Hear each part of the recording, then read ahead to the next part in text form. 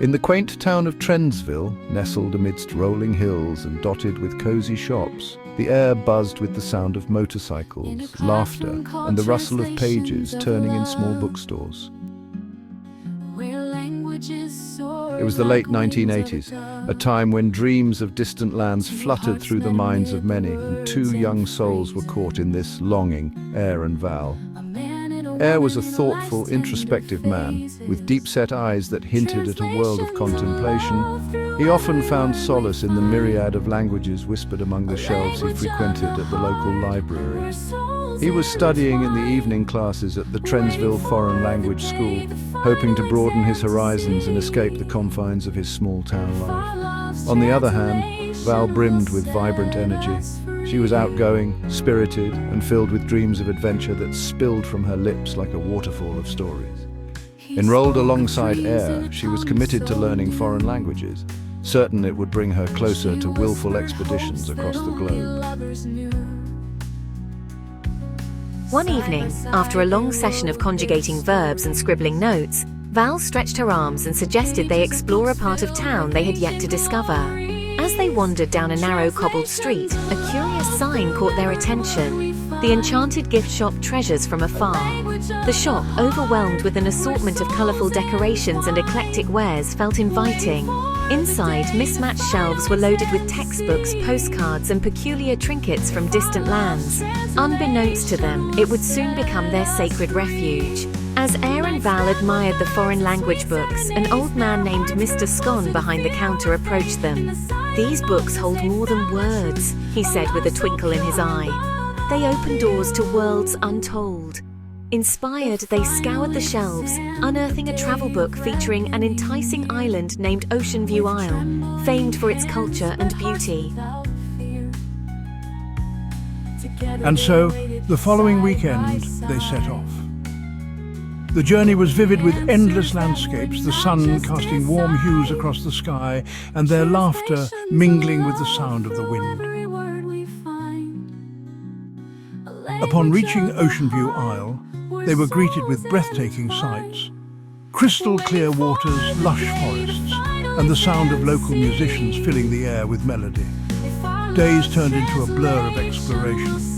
They savoured the local cuisine, learned traditional dances, and celebrated the islanders' robust culture.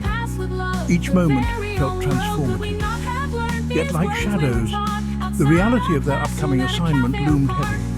But their most intriguing find was a tower, inside of which there were carvings with strange symbols inside. As you climbed the stairs, the symbols seemed to tell a story. The locals told them it was an ancient language spoken by visitors from a different island. Ayre videoed the symbols, attempting to form a complete story as he walked up the stairs. The carvings were somewhat beyond interpretation for both Ayre and Val. "I wonder what it all means, Val?" questioned Ayre. Val replied, "We will have plenty of time to decipher once we're home." Time was fleeting. As they prepared to leave the island, they faced an unexpected crisis. Their ferry broke down on the way to the port. Panic surged through Ayre as he realized the potential disaster. "Are we going to miss our exams?" he fretted, pacing beside the road, worry etched upon his brow. Val, however, stayed calm. "Focus on what we've learned here, Ayre. This is part of the journey too," she reminded him, her voice steady. They managed to hitch a ride from a kind local and made it back just in the nick of time, exhausted yet exhilarated.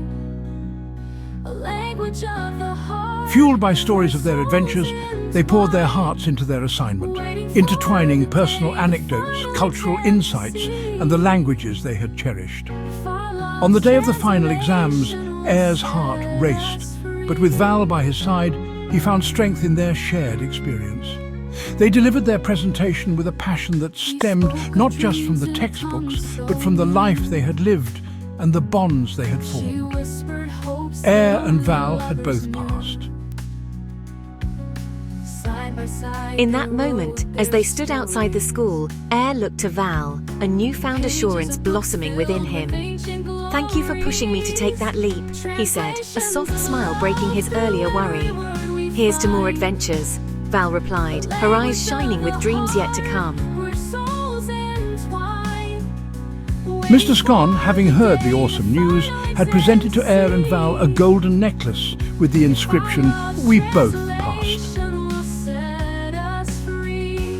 And thus, in the little town of Trendsville, their friendship solidified through languages and journeys. They learned that the beauty of discovery stretched far beyond the pages of textbooks. As the seasons shifted, they knew that stepping outside of comfort zones had unfolded a world full of possibilities, laughter, and hidden treasures waiting to be discovered. But hearts without fear. Together they waited side by side for the answers that would not just decide. Translations of love through every word we find. A language of the heart where souls entwine.